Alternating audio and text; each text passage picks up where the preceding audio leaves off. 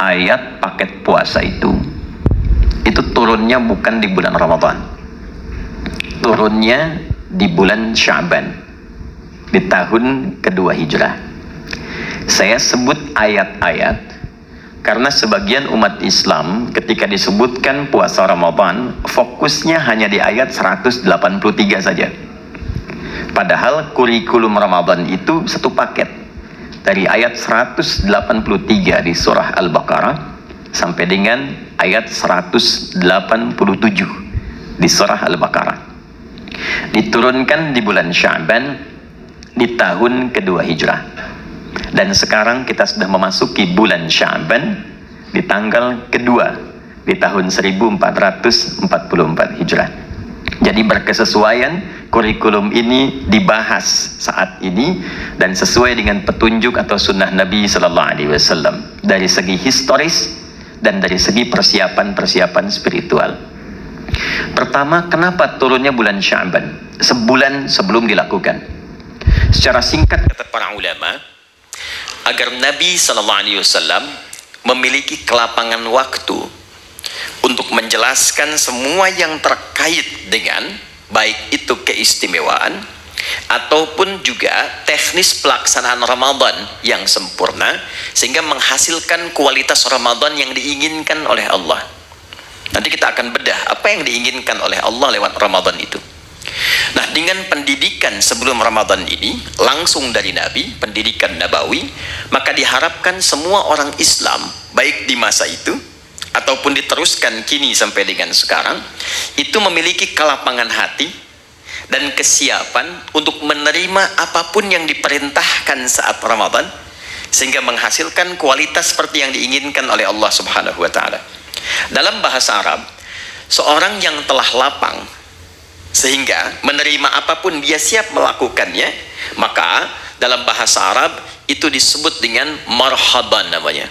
Dari kata rahiba yarhabu. Jadi kalau orang Arab mengatakan marhaban ya akhi, selamat datang ya saudaraku, menyambut tamu misalnya, itu maksudnya saya betul-betul lapang menerima Anda. Silahkan, apapun yang Anda inginkan di sini boleh. Mau duduk silahkan, makan silahkan. Maka mereka mengatakan nazaltum ahlan wa halaltum sahlan. Disingkat ahlan wa sahlan. Nazaltum ahlan, Anda tiba di sini anggap rumah sendiri. Ya, rumah sendiri kan juga tidak harus seperti yang punya rumah ya. Silahkan makan, minum, tapi kan ngepel enggak ya? Ya, nyapu enggak ya? Jadi silahkan nikmati senyamannya. Halaltum ya, dan apa yang Anda sekarang mau nikmati semua halal. Silahkan. Itu orang mengatakan marhaban. Nah, kalau kita ingin melapangkan hati supaya apa yang datang apapun itu mudah kita terima, maka bahasa Arabnya tambahkan tasydid di kata kerja asal dari rahiba jadi rahaba, yurahibu, sifatnya disebut dengan tarhib. Maka dari sini kenapa muncul istilah tarhib Ramadan? Tarhib itu asalnya usaha untuk melapangkan hati seluas-luasnya sehingga siap menerima dan menyambut apapun yang akan dihadapi kemudian. Jika tarhib ini dilekatkan dengan Ramadan, maka memberikan kesan upaya untuk melapangkan keadaan hati dan jiwa sehingga ketika Ramadan datang sebagai tamu istimewa itu, apapun yang diperintahkan siap untuk dilakukan. Itu gambarannya.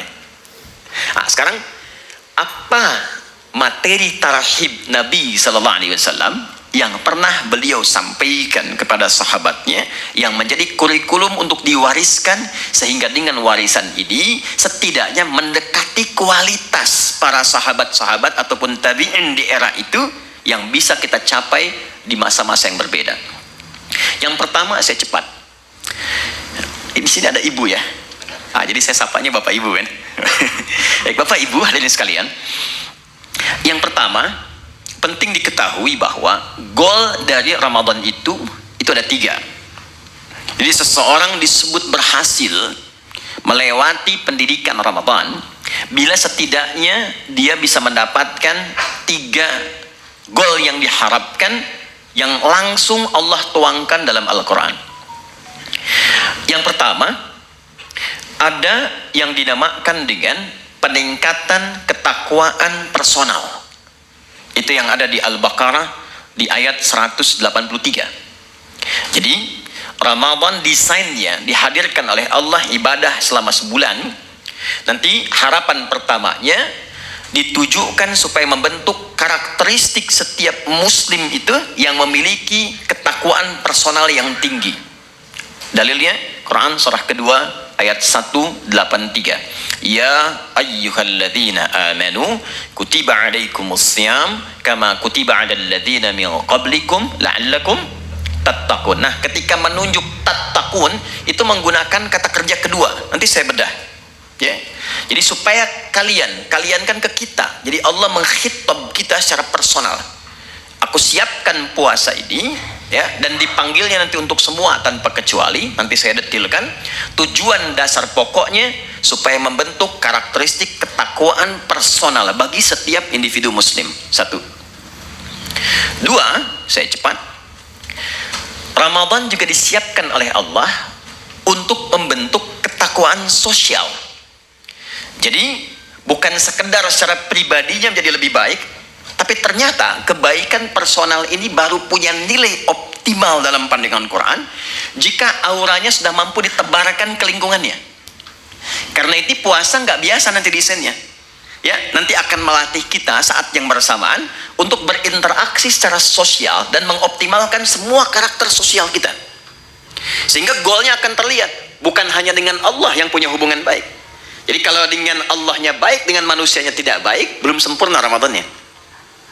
Dan yang ketiga, membentuk karakteristik manusia yang bersyukur kepada Allah Subhanahu wa taala.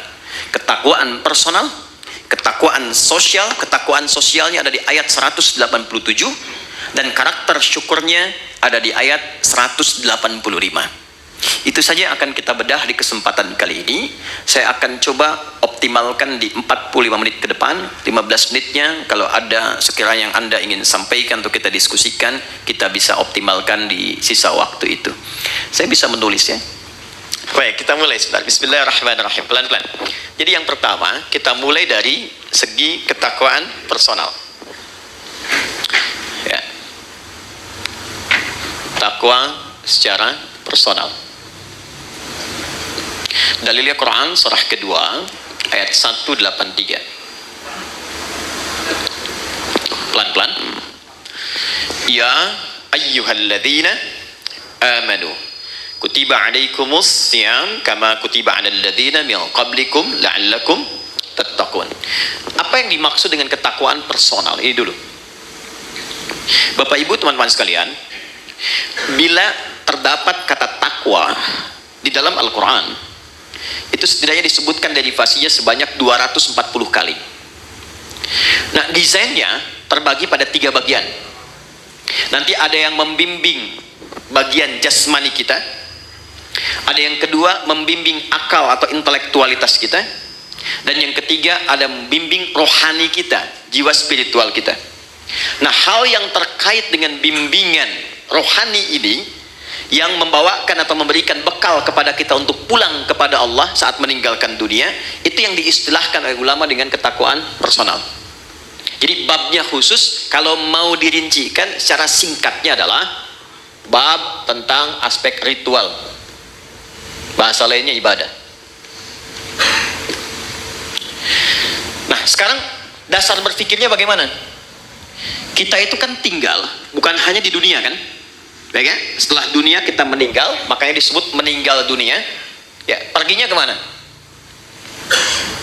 Baik, berbahagianya di dalam Islam, bersyukurnya sebagai muslim, konsep kehidupan yang dijelaskan tuh jelas sekali, nggak ada ambigunya.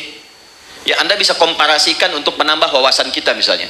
Di Islam itu dari bangun tidur sampai tidur dijelaskan, dari bimbingannya, doanya, caranya.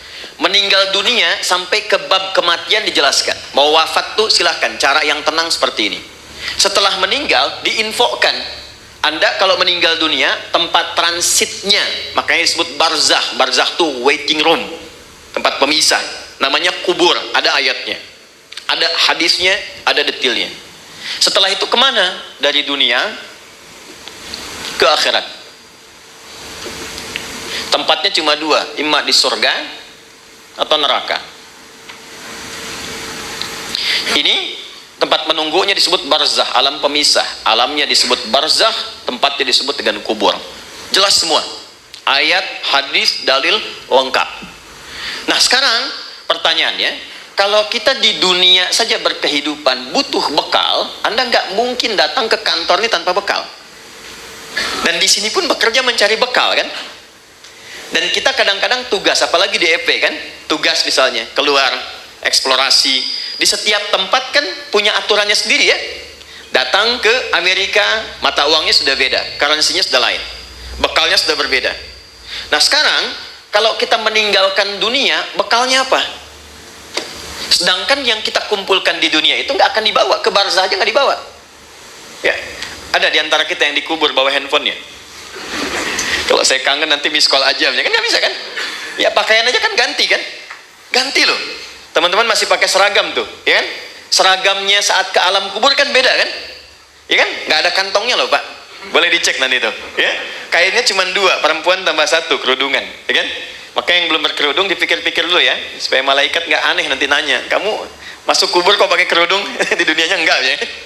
Ini untuk latihan saja ya, pertanyaan. Balikin. Jadi masuk ke alam kubur saja, kita sudah meninggalkan semua yang kita kumpulkan di sini. Karena hukum mengatakan setiap berpindah tempat itu pasti bekalnya tidak akan sama, pasti berbeda.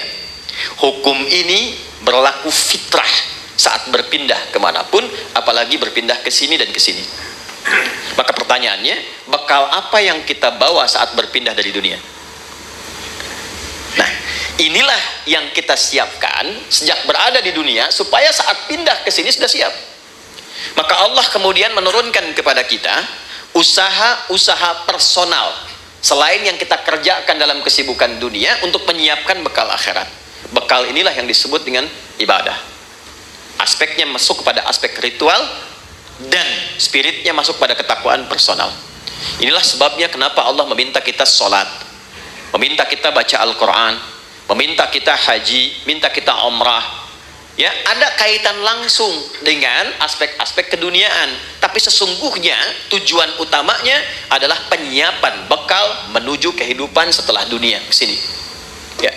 Setiap kita menunaikan sholat, maka perbuatan sholat, baca Quran, puasa dan yang lain sebagainya itu untuk mendukung menjadi bekal kehidupan akhirat, maka oleh Quran dinamakan dengan hasanah namanya. Ya, hasanah. Contoh, sholat itu di Quran disebut hasanah. Quran surah ke-11 Hud ayat 114.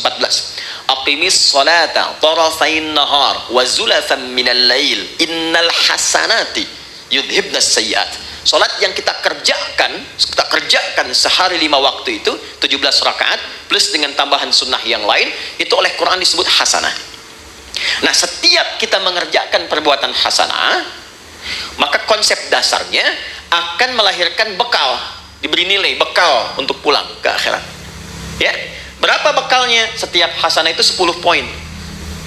Ada di Quran surah ke-6 ayat 160. Ya, ini jangan dianggap biasa ya. Nanti kita lihat nih. Nanti taunya saat akan meninggal. Jadi akan meninggal semua hasanah dikonfirmasi. Makanya ada orang yang ketika akan meninggal kan senyum, tenang. Panggilannya panggilan ketenangan, hasil ibadah. Contoh, dalam sholat kan kita tadi ada tumakninah ya. Ya, sholat, rukuk tumakninah, sujud tumakninah. Itu tumakninah itu kalau terus dikerjakan memberikan sifat kepada jiwa. Sifatnya disebut mutmainnah. Nanti jiwa mutmainnah ini akan dipanggil saat akan meninggal, dikonfirmasi dengan pahala hasanahnya. Makanya ketika dipanggil Quran surah 89 ayat 27 sampai dengan 30, ya ayyatuhan nafsul mutmainnah irji'i ila rabbiki radiyatan mardiyah. Kenapa ada yang tenang, senyum? Karena ditampakkan. Ya.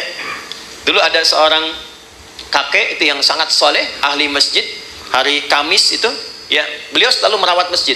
Hari Kamis ba'da asar sedang puasa, itu masya Allah, itu cuma di belakang sandaran, kemudian merem-melek begini, meninggal. Dalam keadaan yang sangat nyaman gitu. Ahli masjid wafatnya di masjid, cuma merem-melek meninggal. Itu hati-hati belakang ya, yang merem-melek deh ya.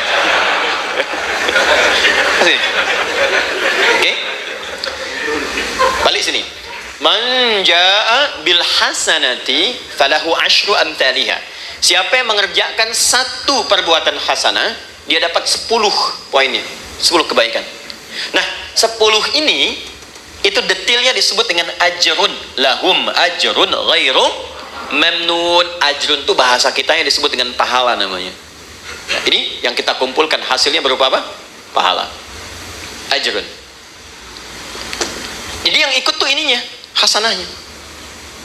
Dan 1, 2 ngitungnya bukan 1, 2, 3, 4, bukan begitu.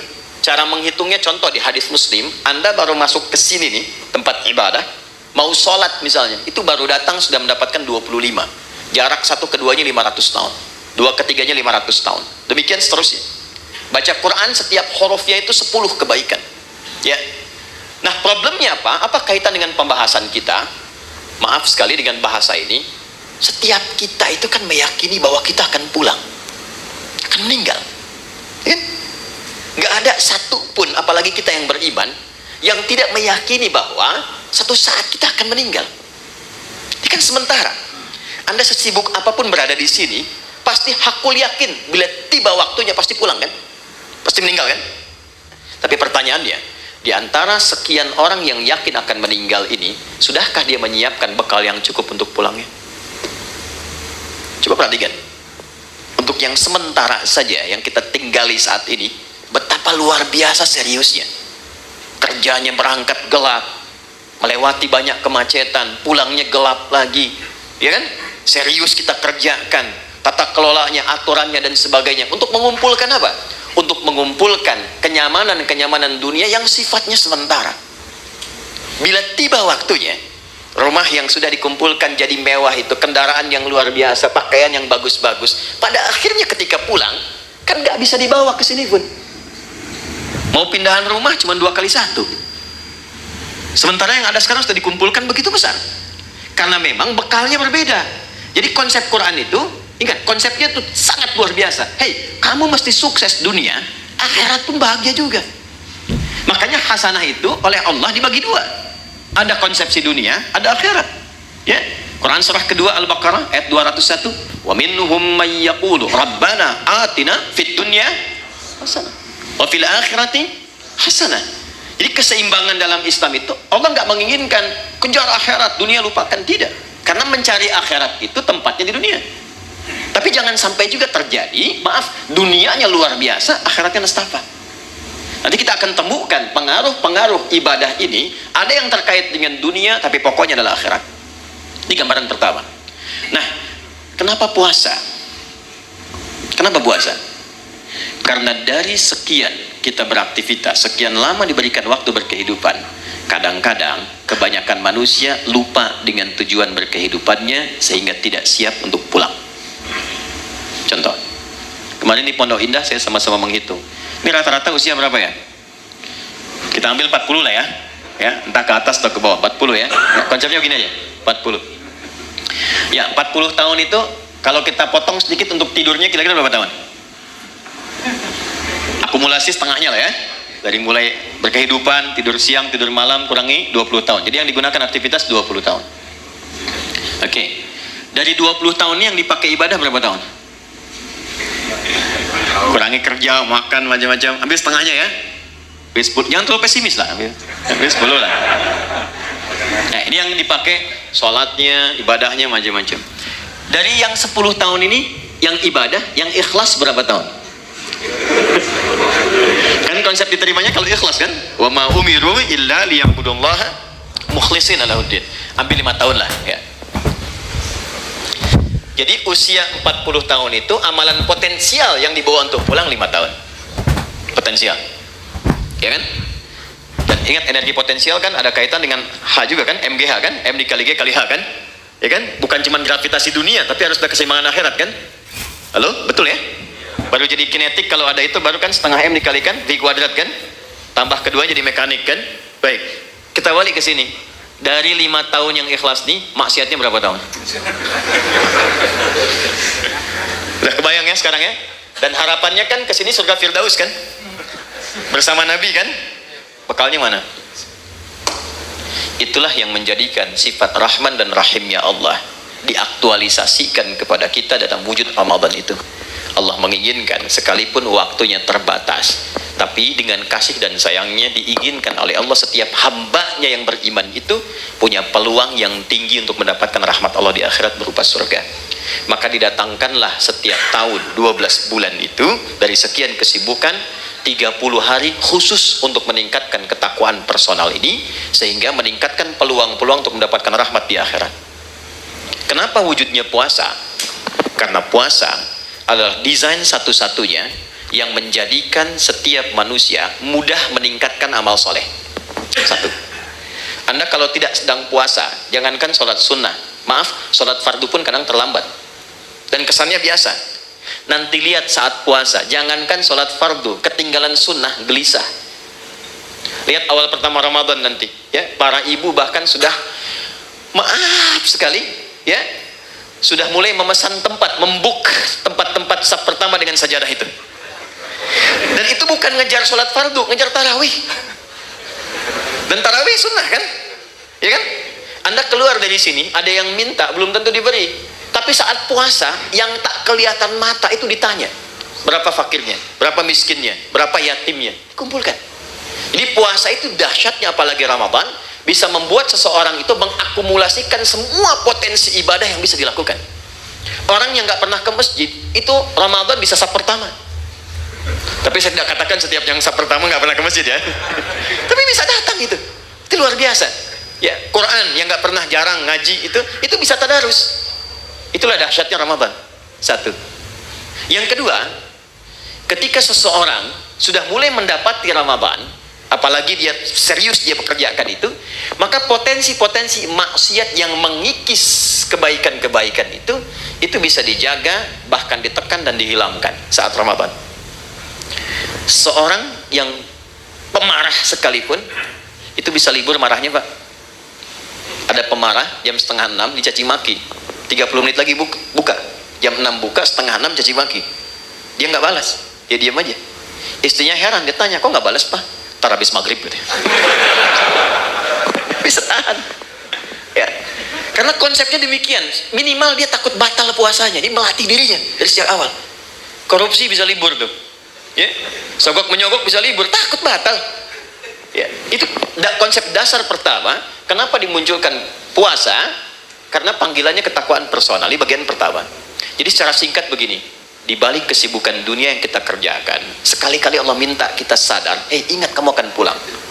Kalau memang belum bisa mendapatkan yang optimalkan Ramadan. Karena itulah saya cepat langsung ke ayatnya. Ini kalau waktunya panjang, saya bisa detilkan dari setiap huruf Quran. Contoh, waktunya panjang, cuman kesempatannya ini. Yuk, masuk ke Al-Baqarah 183. Saya ambil contoh singkat saja. Ya ayyuhalladzina amanu. Saya ambil satu ini saja, itu kalimat. Ya disebutkan 361 kali dalam Al-Quran. Itu menunjuk panggilan, bisa panggilan dekat, menengah dan jauh. Nidaul qarib, mutawassit wal ba'id. Huruf panggilan di gramatikal bahasa Arab itu ada 14, tapi yang di Quran digunakan hanya ya, pemanggil dekat, menengah dan jauh. Ayyuha disebutkan 150 kali dalam Al-Quran.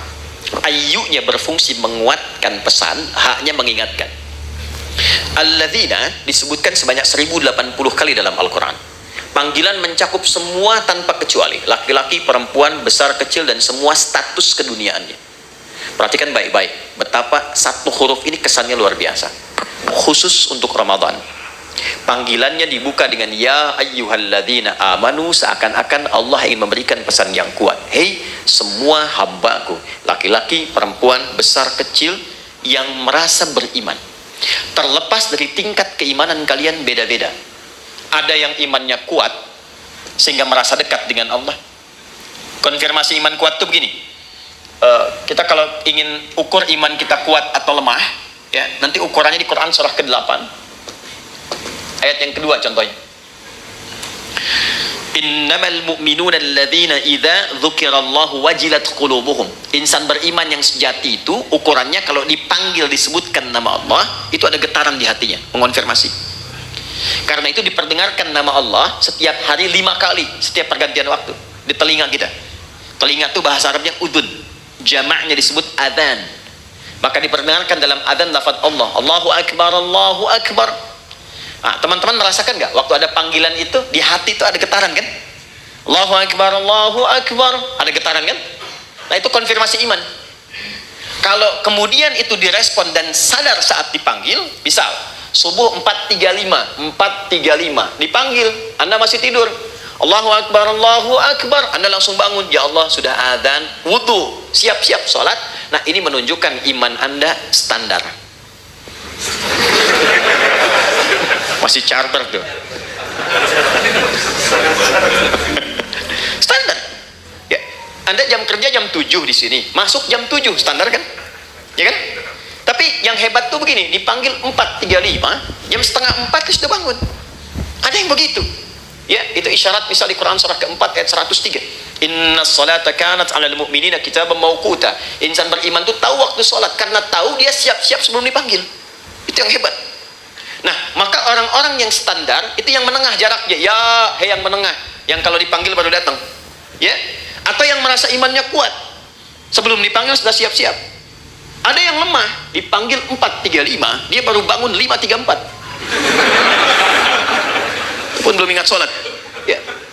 Tapi dahsyatnya dalam Ramadan, di hari pertama dipanggil, Allah tidak melihat semua tingkat keimanan itu. Allah panggil semua dengan satu huruf yang sama, seakan-akan mengatakan begini, aku tidak peduli betapa tingkat iman kalian, maka di detik ini aku panggil semua tanpa kecuali. Yang lemah aku kuatkan, yang menengah aku dekatkan, yang dekat pun aku tambahkan kekuatan kembali. Itulah yang menjadikan semua kita, tanpa peduli karakteristik imannya, parameter tingkat rendah dan tingginya. Coba lihat bukti ayat ini. Di awal Ramadan semua semangat. Lihat nanti hari pertama Ramadan. Ya, kita insya Allah tanggal berapa nanti? Tanggal 1 Ramadan, ya, 1 Ramadan. Yang kemungkinan Masehinya nanti saya sampaikan belakangan saja, ya, belakangan saja. Tapi insya Allah sama 1 Ramadan. Pas 1 Ramadan malam tarawih itu semua akan kumpul di masjid. Terlihat, nggak peduli apakah dia jarang ke masjid, apakah dia jarang berjamaah, itu bisa kumpul semua. Tapi problemnya adalah Allah turunkan rahmat itu hanya di awal untuk memberikan sebuah bekal dasar. Nah, apakah kita mampu menjaga itu atau tidak sampai akhir, itu kembali kepada manusianya masing-masing. Itulah sebabnya butuh tarhib. Kalau nggak disampaikan dari tarhib, itu bisa terjadi kemajuan. Anda awal sampai 10 sab, hari kedua maju 9, 3, 8, ya, terus sampai dekat mudik kosong kan? Ya, dan itu selalu diingatkan sebelum Ramadan, tapi kejadian terus gitu. Coba lihat nanti. Ya, karena apa? Motivasinya berbeda. Motivasinya berbeda. Nah, ini poinnya. Jadi di awal Ramadan, ya sudah diingatkan dalam ayat yang pertama turun, Allah berikan perangkat kemudahan bagi setiap personal untuk mendekat kepada Allah, supaya terjadi peningkatan ketakwaan. Dahsyatnya apa? Ini motivasi pertamanya. 1. Saya langsung kembali ke hadis di Al-Bukhari. Perhatikan baik-baik. Man shama Ramadhana imanan wa ihtisaban, ghufira lahu ma taqaddama min dhanbi. Masuk malamnya, hadis yang sama, beda diksinya. Man qama Ramadhana imanan wa ihtisaban, ghufira lahu ma taqaddama min dhanbi. Karena pertama kali masuk Ramadan kita ibadah malam, salat, disebut dengan qiyam, pekerjaannya disebut dengan qama. Perhatikan anugerah besarnya saat Ramadan. Dari alladzina dipersonifikasi jadi man. Kalau man itu sudah ke personalnya. Kalau alladzina masih umum.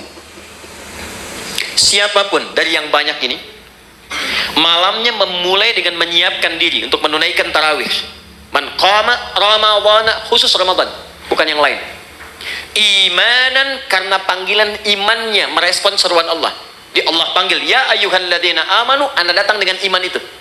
Jadi bukan karena orang lain tarawih Anda ikut, bukan karena imamnya bagus saya ke situ gitu, bukan. Karena kesadaran bahwa selama ini saya sibuk, jarang nyari akhirat. Selama ini orang sudah menghafal Quran, saya baca aja belum punya waktu. Selama ini orang tahajud, saya masih kejar kerja lagi, dapat meninggal bekal belum siap. Maka ketika diberikan Ramadan, saya sadar ini peluang saya. Maka dia datang dengan imannya. Begitu datang dengan imannya, dia mengoreksi dirinya. Dia sadar, ya Allah, selama ini saya sibuk, Engkau berikan aku kesempatan sekarang untuk mendekat kepadamu. Lalu dia bacakan kalimat yang Nabi ajarkan kepada Sayyidah Aisyah Ummul Mukminin. Allahumma innaka afuwwun karim tuhibbul afwa fa'fu anni. Ya Allah, Engkau mencintai orang-orang yang mendekat kepadamu. Engkau maha mulia yang memaafkan. Selama ini hamba sibuk, hamba banyak berbuat maksiat. Malam ini hamba menegadah kepadamu untuk memohon ampunanmu. Itu yang disebut ihtisaban. Begitu keluar kalimat itu, memohon ampun kepada Allah, maka ghufira lahu ma taqaddama min dzambi. Sambil ingat dia dosa-dosa yang pernah dia kerjakan, semua kesalahan yang pernah dilakukan gugur. Ini dahsyatnya Ramadan, gugur. Makanya sering oleh Bilal itu saat Ramadan sering diingatkan kan? Ya, yang mengingatkan kadang-kadang saat Ramadan ada di samping imam itu, Allahumma innaka afuwwun karim tuhibbul afwa fa'fu anni. Diingatkan supaya menghadirkan rasa-rasa kenikmatan bertobat kepada Allah. Itu ketika Anda mengucapkan kalimat itu, maaf sekali, disertai dengan keimanan, bukan kalimat biasa. Anda ingat dosa yang lampau, ingat koreksi diri, memohon kemuliaan Allah, ghufira lahu ma taqaddama min dzambi. Semua dosa-dosa yang pernah dikerjakan ditobati di malam itu gugur langsung. Kecuali utang ya, maaf. Utang tetap berlaku, ya. Utang itu harus lunas, bukan dengan taubat jadi lunas, tidak. Ya. Apa faedahnya? Begitu selesai dosa diampuni, Anda bangkit misalnya, baru takbir, kemudian meninggal, itu masya Allah. Meninggal di malam itu dengan tobat gugur semua, dapat satu amalan, sudah faqad waqa ajruhu 'ala Allah. Dosanya hilang, amalannya tumbuh. Jadi peluang mendapatkan rahmat Allah di akhirat ke surga ini menjadi lebih besar. Hisabnya ringan. Itu nggak ditemukan di waktu-waktu lain kecuali Ramadan. Kalau bersamaan itu dengan malam Al-Qadar, bersamaan, maka sholat yang pertama ditunaikan itu langsung pahalanya lebih dari 1000 bulan. Bukan sama dengan 1000 bulan, ingat. Ayatnya mengatakan Lailatul Qadri khairum min, khair min itu lebih dari, bukan sama. 1000 bulan itu kurang lebih 83 tahun lah kalau dikonversi. Lebih dari itu lebih banyak. Jadi kalau ada misalnya Anda ngaji tuh selepas tarawih cuman baca satu ayat misalnya Nun, pas malam Al-Qadar, itu nilai nunnya lebih daripada 83 tahun. Ada yang seharian bisa baca nun nun nun nun. Ya, dan ingat di hadis Muslim konsepsi pahala itu kan menutup dosa. Ya, pahala tutupin dosa, pahala tutupin dosa. Ini sholat nih ya, misal selesai sholat ada yang menggibah dan nggak tanggung imamnya misalnya, ya gitu amat ya bacaannya, si amat aja nggak begitu ya, dia keluar tuh, dibicarakan itu di hadis Muslim, pahala sholatnya langsung ditransferkan kepada orang yang digibahkan itu.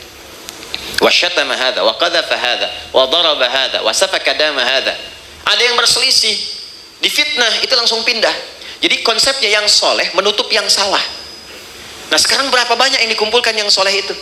Sementara dari ujung kepala sampai ujung kaki maksiat seringkali terjadi setiap detik sekarang.